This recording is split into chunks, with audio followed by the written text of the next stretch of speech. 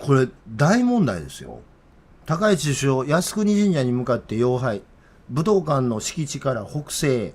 ガッチガチに怒らへんかったらあかんねん。で、この時に左側が中国とか韓国の意見とか言うからあかんねん。歴史認識とか言うからあかんねん。なぜ冒頭で韓国のバラエティ番組の話をしたかってこういうことなんだ。あの悲惨な戦争、あの間違った戦争を肯定するのかとかっていう議論って全く必要ないんですよ。てか、やってはいけないことなんです。あ、そうそうそう。今日話しようと思って、これめちゃめちゃ大事なポイントなんですけどね。もうつくづくね、つくづく韓国に負けたなと思ったんです、昨日。いや、すごいわと思って。昨日CS でね、なんかようわからん、その海外のドラマをやってるようなチャンネル、あれチャンネル名忘れましたけど、こう、何の気なしに見てたんですよ。で三食ご飯っていうのやっててね。韓国のバラエティ番組。まあ言うたら、日本で言うたらダッシュ村みたいな番組なんですよ。でね、まあこういう田舎のおっさんがね、こういうその偉そうなものの喋り方しかできひん田舎のおっさんが、いかに我が国の不良債権かということがね、この一言がいかに田舎臭いかということさえわからないような能力の低い田舎のおっさんが、日本の成長を阻害してるという話を今から10分間かけてやるんですが、韓国のダッシュ村みたいなやつやってて、もう出てる人全然知らんのですよ。韓国の芸能界に僕は全く疎いので、ただ、30代ぐらいの俳優さん、男性の俳優さんが3人。で、タクシードライバーに出とったおっちゃんの俳優が1人で、合計4人、3人か。あれ、もう1人は村の人なのかな、まあ、ようわからんのですけど、が、離島で生活するってだけなんです。で、その離島っちゅうのも、めちゃめちゃ離島で、いや、人は住んでんねん。せやけど、ものすごい遠いねん。で、これ韓国じゃないですか。で、ここチェジュ島でしょ。チェジュ島じゃないぞ。この辺。もっと寄らな出てけえへんねんけど、寄りすぎると、海で Google マップの操作が分かるようになるぐらい寄らな出てけえへんような島なんです。この辺。この辺です。チェジュ島の遥か左上みたいな感じ。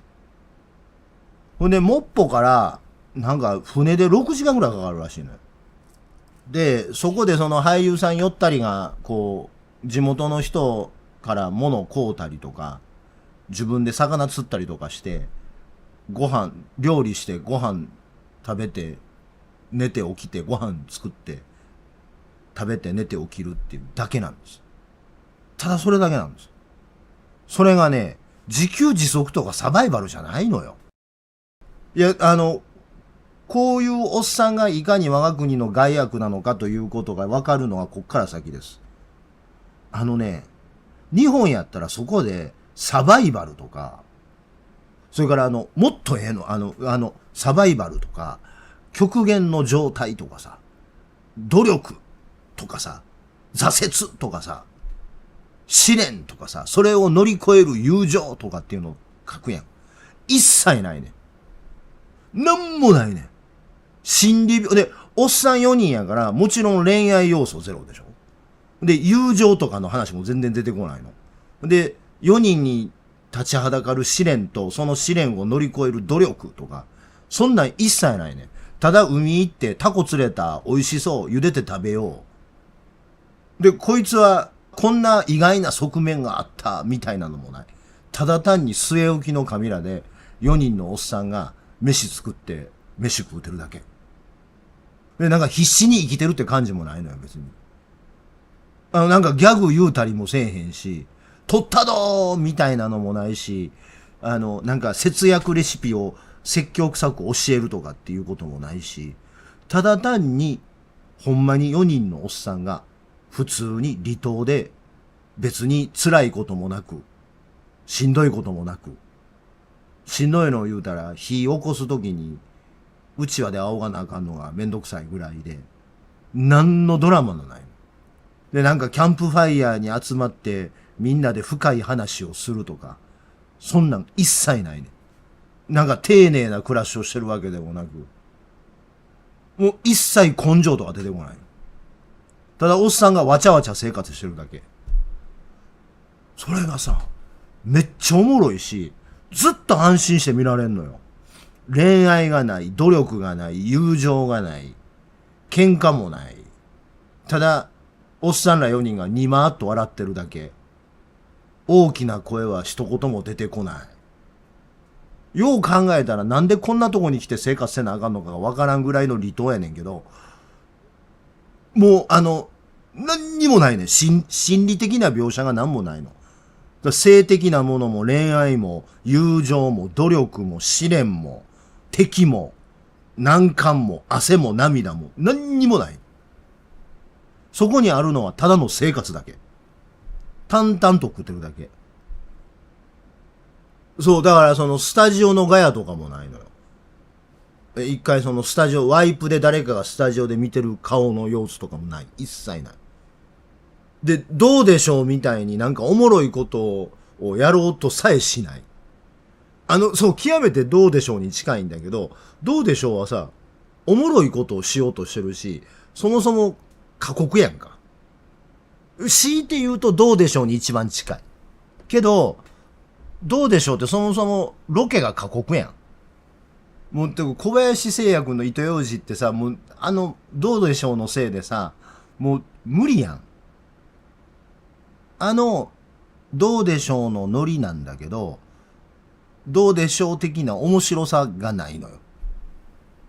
面白さがない。笑わそうとさえしてない。なんやねやろな、あれは。どう言うたらええねやろ。要は、良い子のあれ何やったっけ？あ、そう。いきなり黄金伝説か。いきなり黄金伝説的な、無茶なこともしないし、あるいはネットフリとかでやってるバチャラーとかみたいな、なんか、恋愛模様も一切ないし、どうでしょうみたいな笑いの要素もないし。っていうか、俺ずっと言うてるやん。心理分析しすぎや、日本人って。ずっと言うてるいろんなことで。すぐ心の闇とか言うって。心理分析しすぎやねんって。ね、めちゃめちゃ面白いのよ。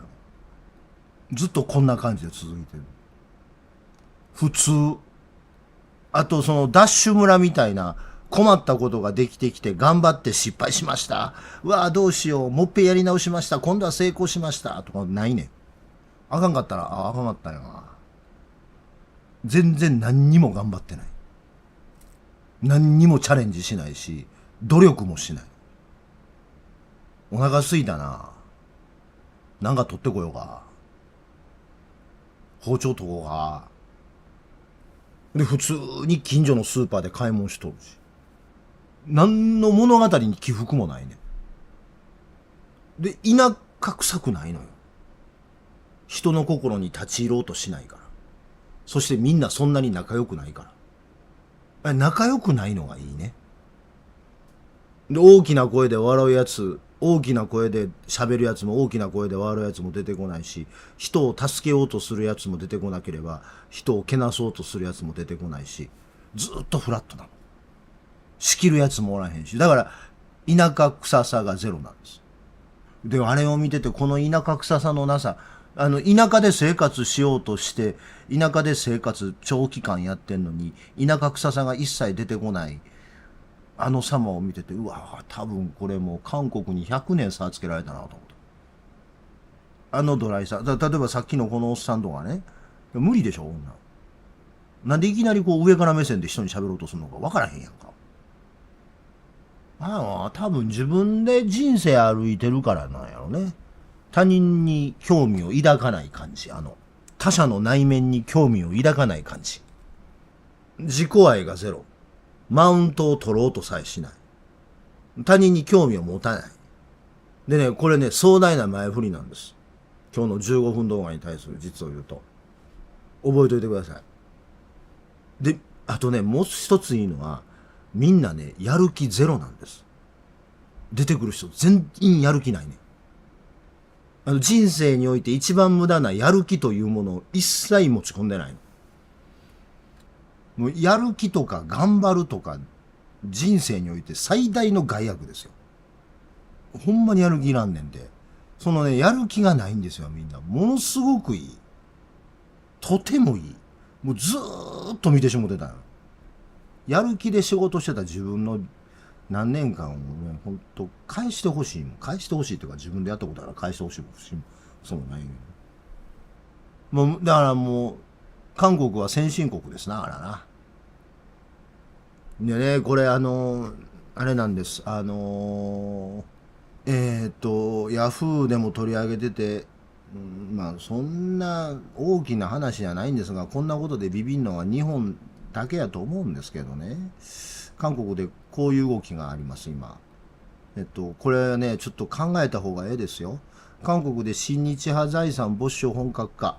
調査委員会が16年ぶりに復活へということで、まあ今の政権がああいう政権ですからこういうことをするんですけど、要は、結局、韓国はこうやって、恐れ多くも勝ち天皇陛下にあらせられてはの負の遺産を清算しようとしてるんです。これを親日って呼ぶかどうかの問題やと。だから親日なんでしょう。韓国から見たら親日なんでしょう。ただね、一生懸命韓国は、日本で言うと2026年も今も裏でやってますよ。もうそろそろ裏で始まりますけど。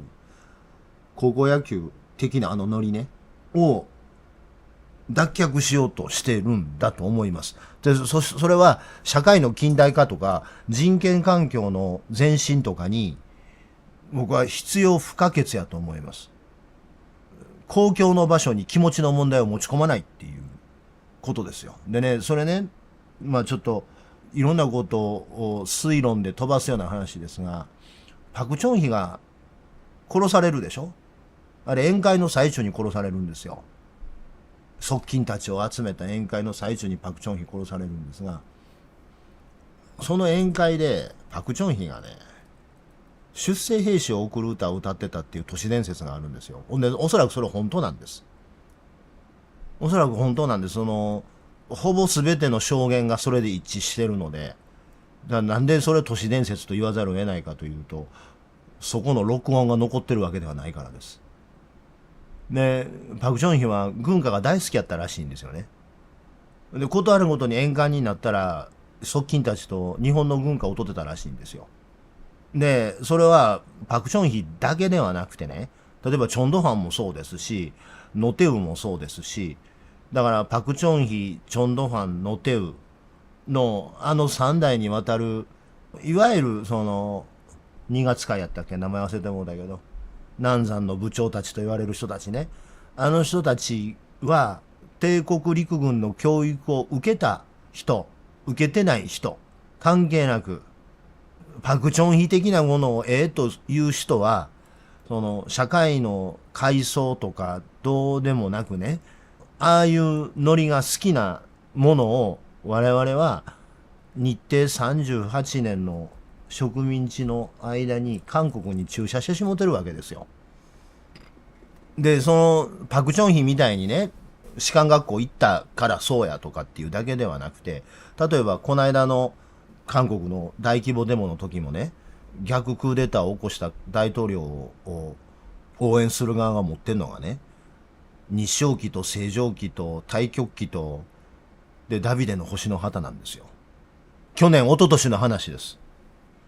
で、それはパク・チョンヒだけがね、パク・チョンヒみたいに、帝国陸軍の士官学校に行ってたからそれは当然やろうとかいう話ではなくて、そのメンタリティというのは、大統領を応援する韓国のネトウヨが持ってる旗というのは、一本の竿に日章旗と星条旗と太極旗とダビデの星が並んでるって旗持ってるわけですよ。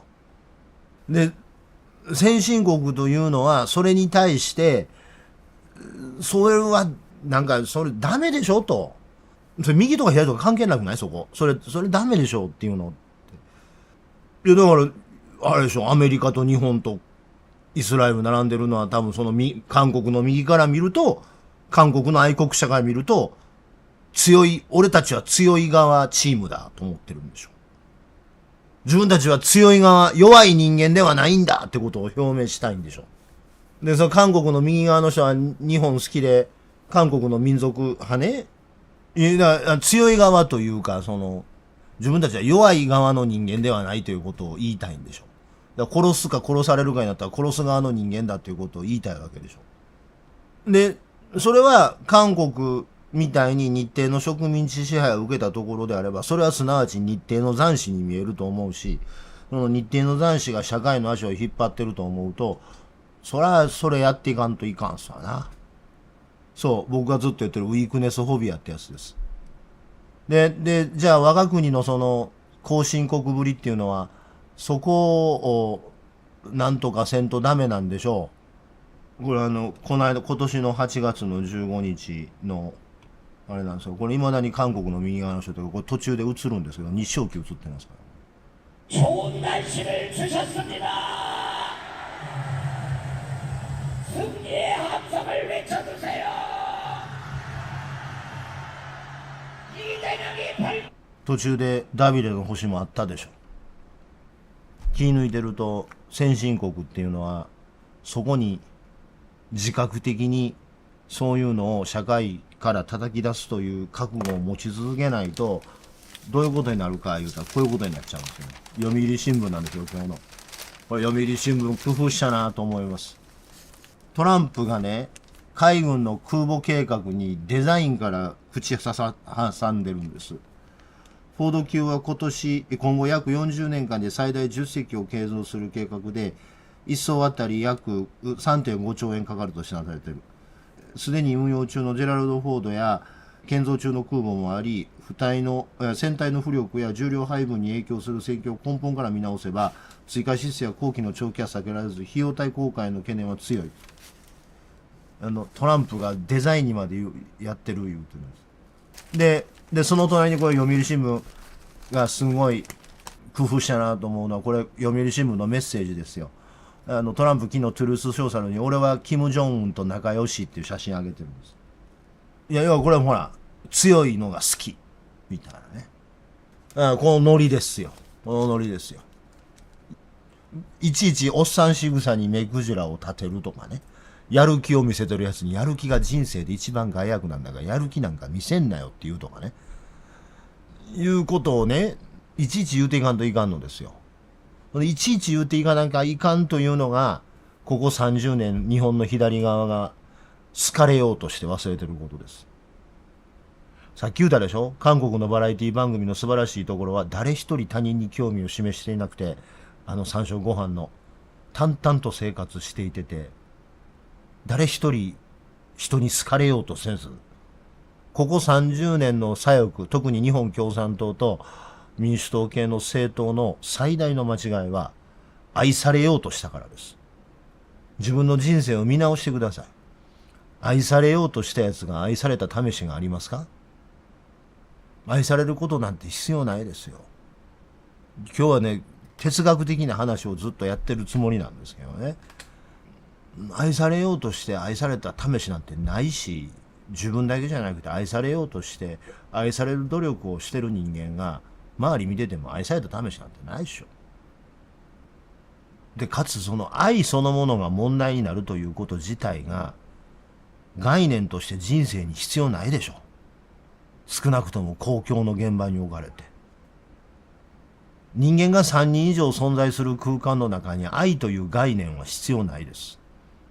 で、その合理性ということだけを追求するというのが本来は、理屈だけを追求するっていうのが本来は、社会を変革する側、左側のやるべき仕事やったと思うんです。で、それを放棄してますよね。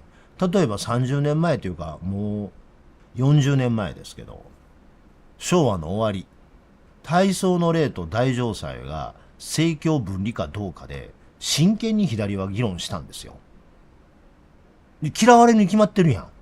そんなんしたら。それも厭わずにみんな議論したの。厭わずに議論したんです。でもね、これさ、今この勇気ある？これ大問題ですよ。これ大問題ですよ。高市首相、靖国神社に向かって妖拝。武道館の敷地から北西へ。2杯、2拍手1杯。日本武道館の敷地内で待機中、一時公用車を降り、北西方向にある靖国神社を向いて、2杯2拍手1杯の作法で妖拝した。これ、内閣総理大臣が公務中に宗教行為をしてるんですよ。これその保守層にアピールしたとかどうたらこうたら言うてるけど、そんなことはどうでもええんですよ。内閣総理大臣が公務中に宗教行為をしたんです。で、それは右とか左とかじゃないですよ。公務員としてあるまじき行為ですよ。それともあれか、よかったな、公明党自民党と連立政権に戻ったらどうや。またあれや、誰か国土交通大臣してもうたらええ。内閣総理大臣が公務中に宗教行為してんねんから、公明党の大臣が南明法蓮華経言うてたら構えへんやろって。それと褒めといたらええんけ。公明党喜べいう話なのこれ。で、あの戦争に対する歴史観であるとかね、あの戦争に対する認識がどうのこうのとかではなくて、別にええですよ。満州事変から、沖縄地上戦から、何から何まで我が国の戦争は全部正義でしたって言うてんのは別に構わない。それはそいつの自由ですよ。そういうのは。間違ってるけど自由です。間違ってる。でも、公務員は職務執行中に宗教行為してはいけないという原理原則を、それは仕事の時は守ってください。タクシーの運転手さんが酒飲んで運転したらあかんのと一緒です。誰も酒飲むななんて言うてへんねん。だけどタクシーの運転手が仕事してる最中に酒飲んだらあかんねん。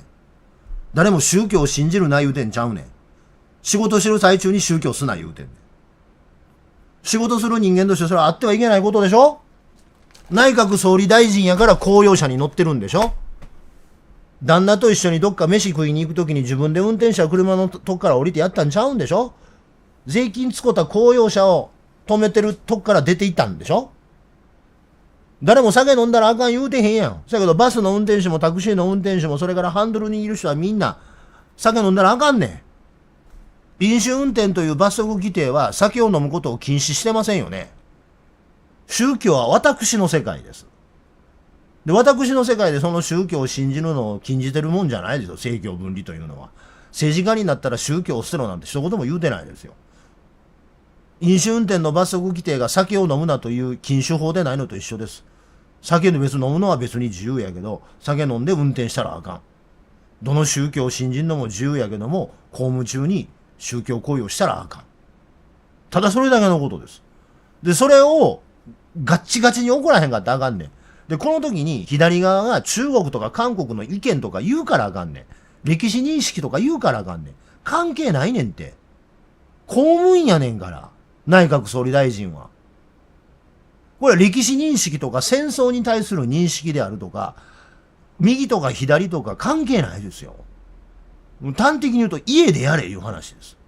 家でやるべきことを仕事に持ち込むないうことです。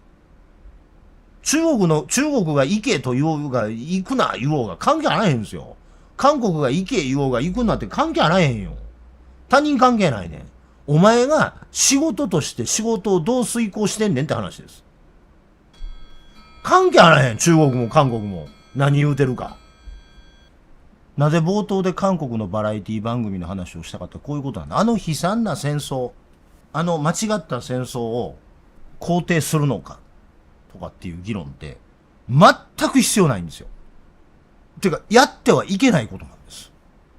満州事変以降の日本の戦争は全て侵略戦争。いや、もう全て侵略戦争だ。はい、その通りです。その戦争を肯定するのか。いや、関係あらへんねん、それ。別に。いらんねん、そんなん。今の話に関係ないの、これ。靖国神社に行く行かないの話。緑ナンバーの車を運転する人が酒飲んだら飽きませんっていうことです。緑ナンバーの車の人ってのは点呼までしますよね。呼気判断するでしょ。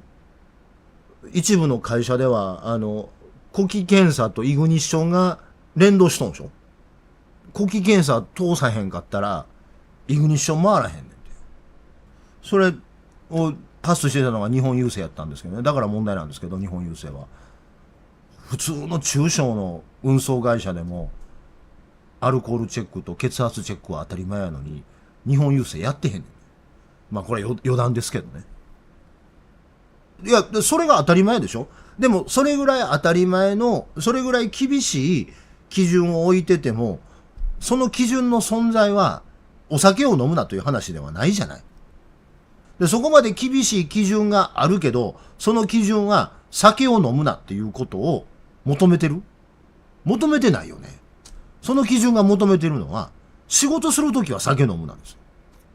仕事せえへんやったらなんぼでも酒飲んでええよと。だけど仕事するときは酒飲むな。それは当たり前の話ですよね。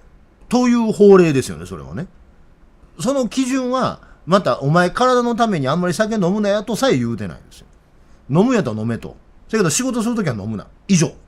以上でもなければ以下でもない。それと一緒ですよ。公務員は仕事中に宗教行為をするな。という基準はあります。公務員が仕事中に宗教行為をするな。以上であって以下でもない。家で宗教を信じるなとか。高市早苗が婿はんと二人で毎晩真言立川流をやってようが。知らん。興味もない。でも仕事中にそれを持ち込むな。簡単な話ですよ。簡単な話です。すっごい簡単な話です。あなたこれ仕事なんでしょ？仕事やねんやったら持ち込まんといて。なんで仕事中にこんなことすんの？なんで仕事中にこんなことすんの？ほんなら将来公明党の内閣総理大臣が出た時に内閣総理大臣が、わしはいらん。天皇陛下の前に出んのいらん。南明法蓮華経って言うてたいって言うてええの？いや、その公明党の人ら賢いからそんなことは絶対せえへんけどもよ。だから理屈変えたらそうなるやん。えらいこっちゃで幸福の科学の信者がなったら、天皇陛下よりも大川隆法の方がえらい言うてんねんから。どないすんねん。もし幸福の科学の信者の内閣総理大臣が出たら。全国戦没者慰霊式典の時に天皇皇后両陛下のご臨席を賜ってっていう挨拶読まなあかんねん。内閣総理大臣は。しかしエルカンターレがいないのは困ります言うたらええんけ？無理でしょ。どないすんねん。いや、なんでこんな簡単なこと分からへんの？どないすんのそれ職務で求められてる。俺、内閣総理大臣になった俺、中島みゆき教スンニ派原理主義集団ですよ、俺。もう厳密に言うと中島みゆき教スンニ派、ご乱心の時代学派の原理派です。やばいっすよ、俺、内閣総理大臣になったら。全国戦没者追悼式典で、俺の弔辞の代わりに恨みますかけるを言う。あかんでしょやったら、こういうことは。で、そのあかんということを、これちょっと真剣に怒らへんかったら、えらいことになりますよ、ほんまに。だってこれ憲法違反やねん、これ。だって公務員は仕事中に宗教行為したらあかんって憲法に書いてあんねん。そうです。具体的に言うと憲法20条違反なんです、この行為は。で、その憲法20条違反であることそのものに関して、は、あの戦争に対する認識がどうであるとか、あるいは中国、韓国がどんなことを言うてるかとか、あの戦争は侵略戦争やったとか、残虐な行為があったとかなかったとかっていう議論とは全く別の話です。憲法20条にしてはならないって書いたんねんから。で、その憲法議論というものを、なんか知らんけど、愛国心とか、なんか歴史観とか、腹の足しにならんもんで、靖国神社という装置が正当化してしまえたら、いらんでしょ。靖国神社なんか。いらんのよ。いらんねん。冒頭で僕が韓国の離島のバラエティ番組を褒めた理由っていうのは、そういう議論が一切ないからですよ。気持ちとか、やる気とか、愛とか、情熱とか。全部邪魔やねん、そんなん。人生において。ウェットな話いらんねん。そんなん昔の左翼、アホな左翼が、アメリカの水爆は汚い水爆、ソ連の水爆は綺麗な水爆入れるの変わらへん。それ気持ちやん。好きか嫌いかなわけやん。アメリカよりもソ連の方が好きやから、そんな自分が好きなソ連が危ない水爆持ってるはずないって言いたいからそう言うてるだけでしょ。それと一緒やん。お前が好きかどうかなんか他人に関係ないもん。俺は途中で韓国で、親日派財産の追放、追放及び没収の法律が出てきたうんぬんかんぬんって話。あれは、日程36年の恨みを、恨みっていうか日程36年の支配の残滓を、日程の残滓っていうのを取り除こうとしてるんでしょ。我々が日程の残滓取り除こそうとしてないんですよ。いらないんですよ。でいう話も全部一緒。全部一緒。で、パクチョンヒが軍歌が好きやったって話も全部一緒。いらないの。そういうのが一番いらないの。全部一緒なの。だから俺は冒頭の三食ご飯を、俺は褒めちぎったんですよ。精神論が一切入ってこないっていう。で、靖国神社って精神論の権限やん。で、高校野球見ながら、夏の甲子園やってる国ですよ。で、夏の甲子園やってる最中に靖国神社行って愛国者言うて。もうなんかまとめてなんかもう爆発しろ。精神論しかない。で、これ番宣じゃないねんけど、今後の時間で収まらないんで、今日の時間で収まらないんで、今日は夜もこの話をします。言論最前線です。今日の19時から。ということで、金取るらしいです。2000円取るらしいですが、見れる人は見てください。結構大事な話をします。というのが、靖国神社、ケーキさん初めて取材行って、靖国神社朝から昼まで初めてケーキさん見てるんで、ケーキさん今頭飽和状態になってるはずです。で、今年はね、コスプレがいなかった分だけ、靖国神社の異常性が際立ってた。まあ、ゼロではなかったんですよ。みんな靖国神社の取材言うたら、一の鳥居の付近でコスプレした気違いを見ては靖国神社ひどいって言うてるでしょ。ほんまにひどいのは奥なんですよ。ぜひチャンネル登録といいねボタンを押してください。